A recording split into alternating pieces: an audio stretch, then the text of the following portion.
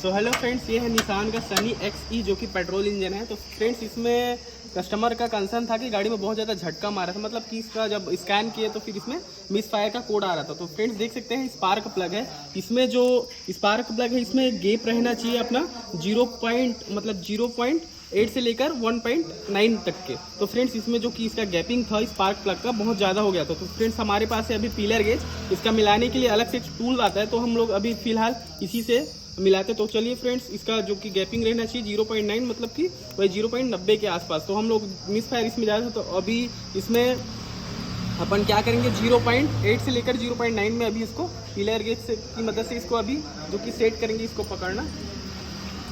तो फ्रेंड्स देख सकते हैं 0.8 का है, तो देख सकते हैं इसमें जो कि गैपिंग ऐसा इसमें रहना चाहिए। देख सकते हैं फ्रेंड्स इसमें एकदम फिक्स रहना चाहिए।